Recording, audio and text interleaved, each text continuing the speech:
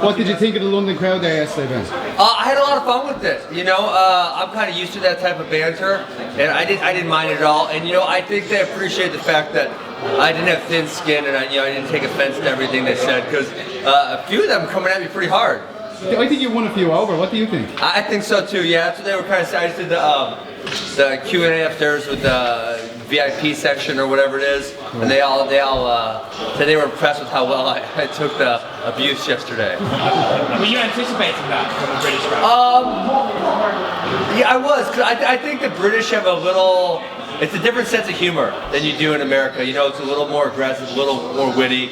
And so I kind of was expecting it, but some of them dudes were like coming at me pretty hard. So I didn't expect them to be that ballsy about it.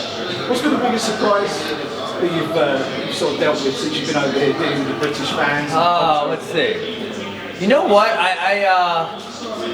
I wanted to see London. I didn't know how much. Everyone says, "Oh, London's always cloudy and rainy." It's like I don't think the weather affects me. It's fantastic. I mean, my wife and I were at the Tower of London today. We saw Westminster Abbey today. We really enjoyed it. I've had a blast.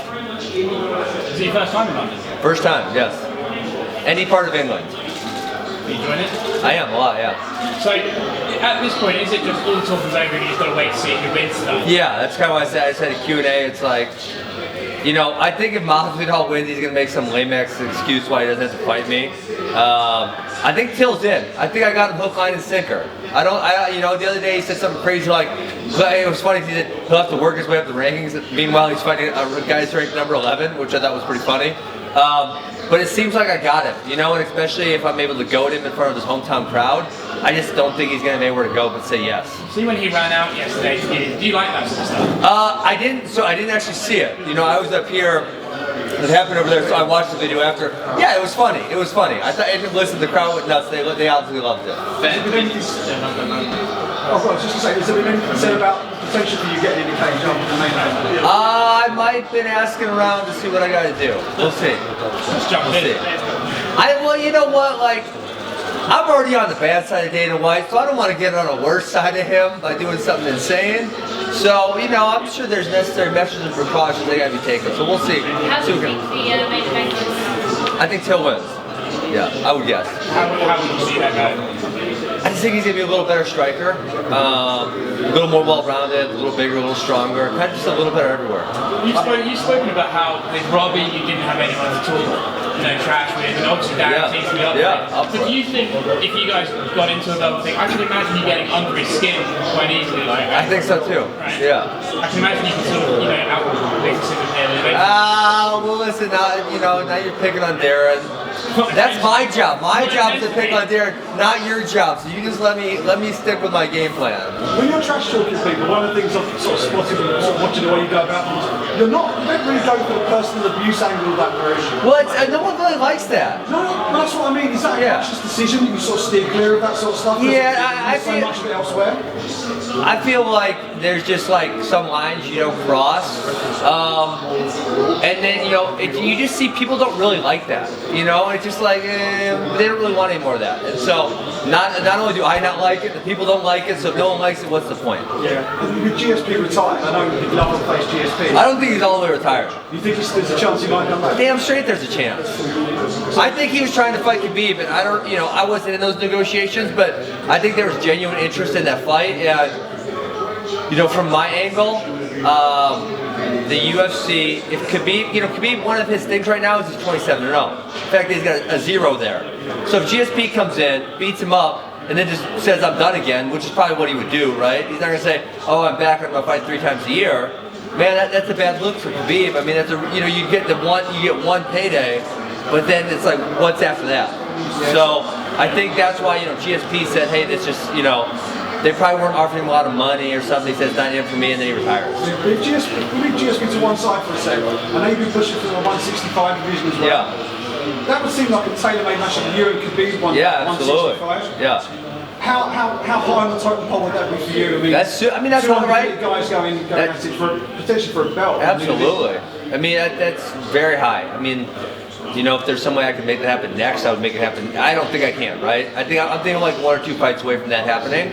But that is something that'd be an awesome fight. Great storyline, both undefeated. The USA versus Russia thing always plays. So I think we have, you know, and then you also got like the best wrestler in MMA type of thing playing. So I think you would have a whole bunch of angles to run on that fight. That would be a lot of fun. How close could you get to 155? I wrestled at 163 for my time in the Olympic international wrestling, and that was a huge challenge for me. Like I was on a diet 12 months a year. I didn't get that. I would never have a plate of food like that. And so that was 163. Like I really couldn't foresee myself going any lower than that. So it's like that's 8 more pounds than 155. Like that's just totally out of the question.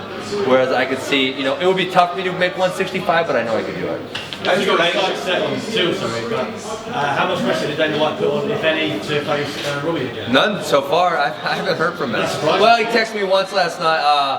It was last night, I think. Texted me. We had just a small text conversation. No, they haven't said anything to me. I mean, you know what the UFC does a lot of. They get a feel for what the fans are saying, and I think besides a few drunk British fans last night, I don't think there's not a lot of people interested in that rematch. I mean, when you say, okay, if you would have put a fan poll together for my first fight, it says who do you want to face, Robbie Lawler would have been really low on that list. There's a lot of reasons it wasn't that sought after. And so now, I think they kind of took the pulse of the fans, and the fans are they want something else. The fans would choose me and Till over me and Robbie. I'm probably 8-1 or something like that. For you, is Till, is that something you target because he's like 3rd in the world, he's close to the title?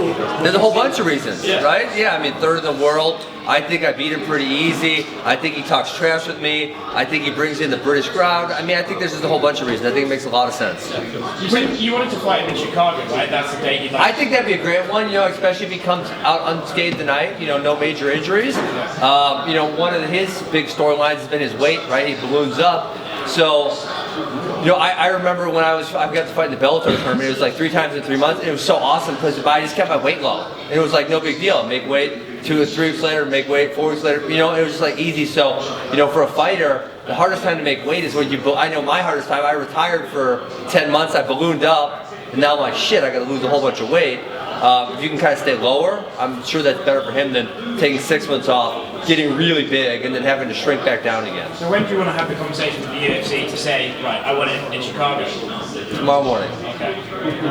The relationship with Dana White, is that something you feel as though you have to work on? Improve? Yeah, I think so. How do you go about that? Well, I'm gonna work on it. I was texting the other day, so we're gonna work on it. What was said in those texts? That we're gonna get together at some point here in the near future.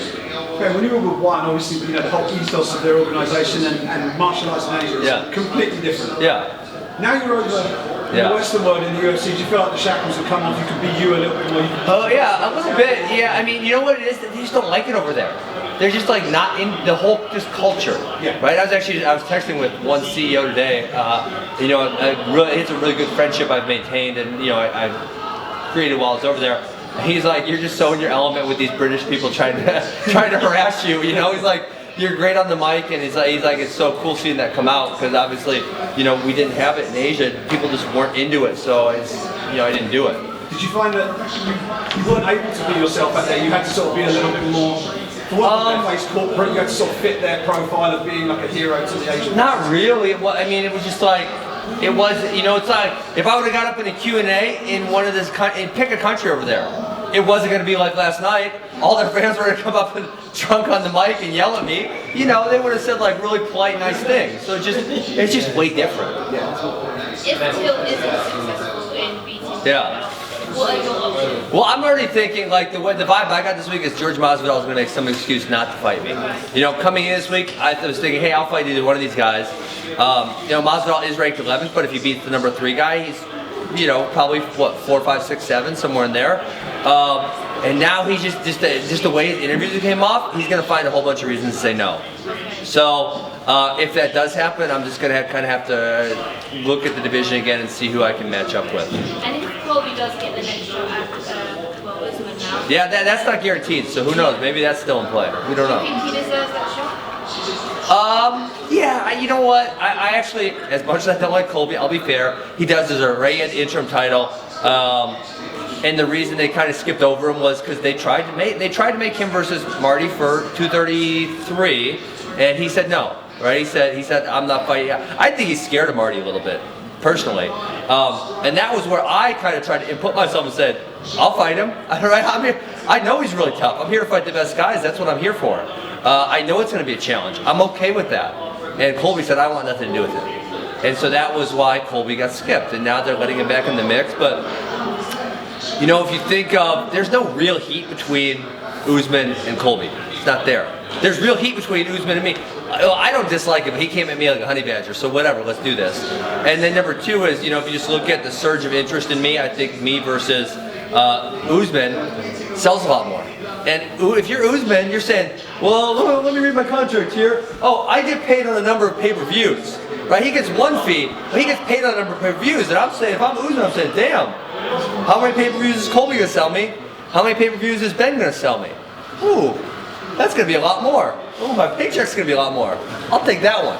You're generating loads of traffic right now, loads of clicks.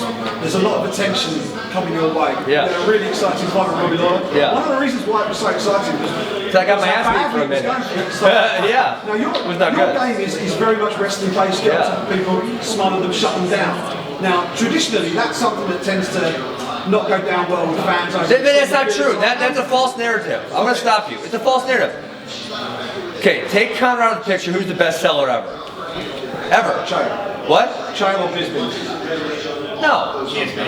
GSP. GSP is like pay-per-view seller. Okay. GSP is the number 2. Yeah. Who's the number 3? Brock Lesnar, also wrestler. Who's the number 4? Ronda Rousey. Also used just grappling. So the narrative that grappling doesn't sell is just false. After Conor, number 2, 3, and 4 are all grappling-based people. So that narrative is just not there. And you know, I would even go number 5 is probably, I would guess, John Jones, maybe DC. So you know, really after Conor, you're going almost all wrestlers. So with that, they all have that. It's a personality thing. It's a personality. They all have that air of sort of unbeatability when they're on their rise up. You have that right now with your own record as well. So that's something that presumably you're going to. That helps too, yeah. Because it's personality. And then occasionally loses. Yeah. That gets a bit stale, right? It's personality too, right? I mean, that has obviously if Conor's record / skill set is not like far beyond anyone else. What was far beyond anyone else was his ability to sell a fight and create drama and have a personality. That was what set him apart. It wasn't his ability to fight. I mean, you know, he was 1-1 against Nate Diaz, and the one he won was highly questionable. Nate Diaz is a 500 fighter in the UFC. He's not a world beater. So Conor's fighting didn't set him apart. It was his personality, and that was, you know, I think that's if you look at number 2 through 5, all for different reasons. Their personality was really popular. Right now, my personality, it's like, I can't figure it out. It's really weird, because my personality was kind of like, I kind of got shit on for like close to a decade. And all of a sudden something switches and everyone loves me, and I'm like, I don't know what freaking happened. I'm doing the same thing I was the last 8 years. And so for whatever reason it is, right now my personality is catching on, and I think that, you know, that's obviously what sells. So you have 2 or 3 in a row. Sorry, 2 or 3 in a row. Yeah. You're up there at the top of the division, so you get hold of that belt. Yeah. And you keep winning and you keep dominating with your wrestling. What's going to keep you selling? Is it going to be the fact that you're unbeatable and people want to see you get beat? Well, let me sell and then I'll tell you. I think both. But once I start selling, then I'll tell you. Guys, we have time for one more question. One more. Now you're gonna pick up my wife. Going back to Colby and Usman, who do you see coming out winning? I think Usman wins that. How do you think? I just say, kind of like I said about Till and Masvidal, I just think Usman's a little bit better everywhere. A little bit better wrestler, a little stronger, a little better striker. It's kind of just like I said, a little better everywhere, and that's a hard recipe to beat. If the other person's just a little better than you everywhere, there's just not a huge route for victory. Thanks, guys. All right, thanks, guys. Appreciate it.